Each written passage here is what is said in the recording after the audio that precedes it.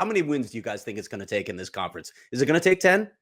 Oh, yes. I think at minimum you have to win 10 games. Yeah, I think so too. So when you look at the fact that they're 2-0 in the division, they've got 4 games left. And I think if you go 500 the rest of the way in the division, then you're looking at those other games.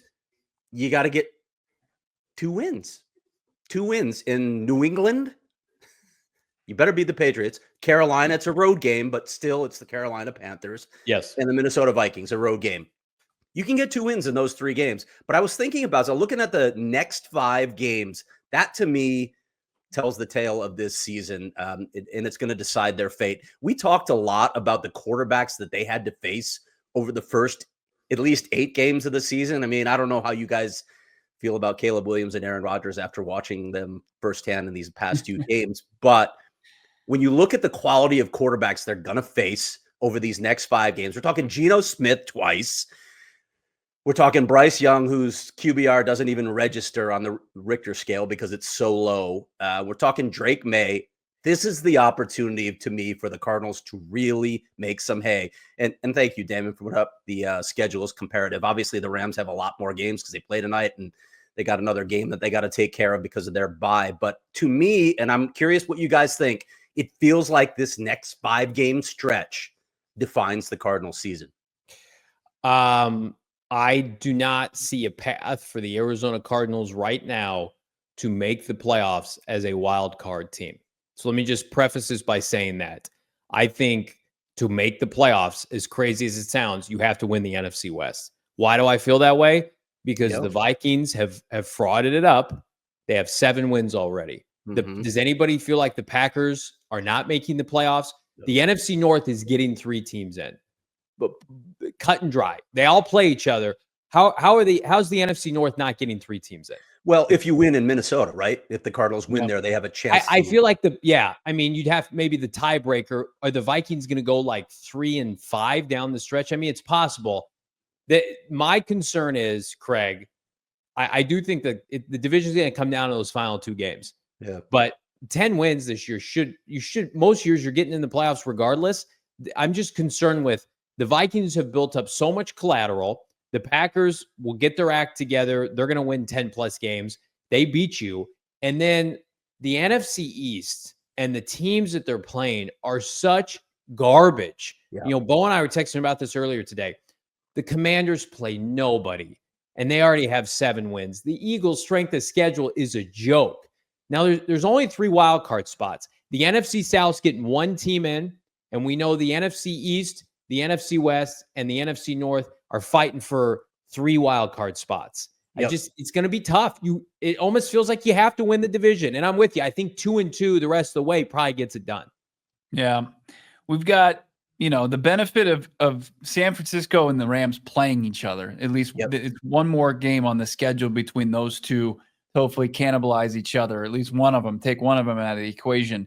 And you've got, I mean, just looking at the Niners schedule, and they've lost 4 games already. They're 5-4, and the Cardinals have the advantage already having their 6th win before they go into their bye. They've got games still on the schedule against the Packers, as Damon has on their remaining schedule, and the Buffalo Bills, and a Detroit Lions game in Week 17. Like the Niners, I mean, they could lose to the Packers, they could lose to the Bills, and they could lose to the Lions, and that puts them at 7 losses on the season. Like they have to win one of those games that maybe they're probably not going to be favored in. And then you've got this, the Rams still, what's their record? 5-5? 4-4, I think. 4-4, yeah. Sorry. Yep. 4-4 going into tonight. Hopefully we're all Dolphins fans tonight. You've got tough game coming up in Week 12, Week 14 against the Bills. And then it's kind of easy sledding the rest of the way. So that's 3 more losses. So you're right. I think 10-7, but then having the advantage of maybe having the best division record is probably going to get the job done. I think they win 10 games. Minimum. For the Cardinals? Yeah. Well, look, as Craig was pointing out, those games against like Drake May and Bryce Young, like you take care of business there, you're at 8 wins right there. And then you just have to go, you just got to find 2 more wins on the schedule. At worst, they are winning 3 of the first 5 out of the bye. Whatever combination you want. Seattle wants that you want to have them drop 1 to Seattle and the Vikings. then they're beating the Panthers and the Patriots. Okay, so at that point, you're winning 3 of 5. You're at your 9 wins.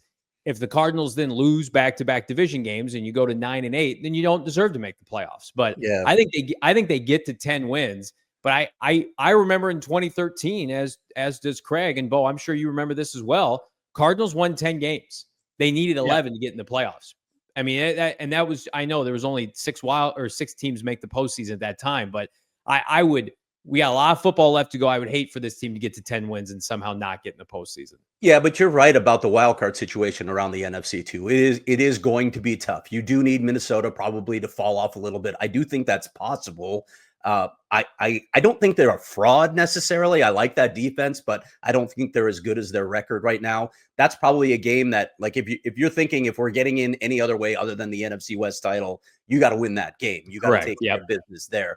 But when you look at the division games, I look at the Seattle games, and I hate to say, they could easily sweep these games because it's a road game, it's a division game. Yeah, there are a lot of factors at play there. But Seattle guys, I mean, after a 3-0 start, they've lost 5 of their past 6 games. They're giving up in the 5 losses.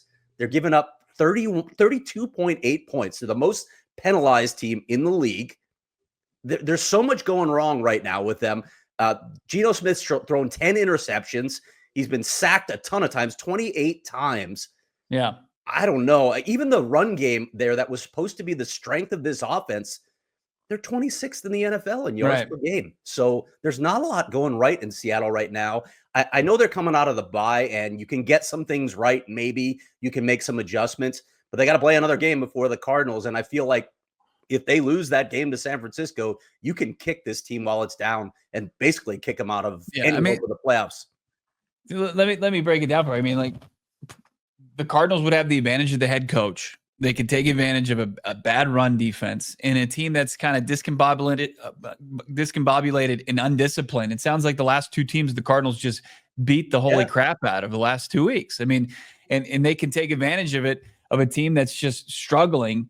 I think that Seattle, like, at the very least, you have to split with the Seahawks, if not sweep them. Anybody who thinks the Seahawks are going to do anybody a damn favor in Arizona, the last time that the Seahawks have beaten the Niners, it's been 3 years, December 5th, 2021. They are major frauds. They get pushed around by the Niners every time they play. Maybe they can clip up one of these other teams. I mean, they have the personnel, but man, like we saw through that fool's gold right when the season kicked off, and they were 3-0. The Niners own the Seahawks. They own them. They're going to sweep them. So you gotta hope that maybe the Rams can take care of business against the Niners, but ask them to beat them twice is a lot. Yeah. And Craig, I think Johnny made a great point on the post game yesterday, as far as this, post bye schedule for the Cardinals, and I want your thoughts on it, that they're going to have an advantage at the quarterback position almost all the way through. Like Kyler Murray, and the way that he's playing, and the way that the performance he just came off of, like that's going to give the Cardinals a distinct advantage the remainder of the slate. Yeah, I don't think you can argue. I mean, who would you throw in that category right now? I don't know what Matthew Stafford's going to look like late in the season, but we rattled off some of those names: Geno Smith, Sam Darnold, Drake May, Bryce Young. I mean, that's not even, there's no comparison there, right? So you're looking at Matthew Stafford and Brock Purdy in the last 2 games of the season. Brock Purdy's not in Kyler Murray's stratosphere either. Kyler Murray is one of the 3 best quarterbacks in the league right now. He belongs. Unless you talk to Niner fans, which they would tell you they're the same. We all silly like the mayor.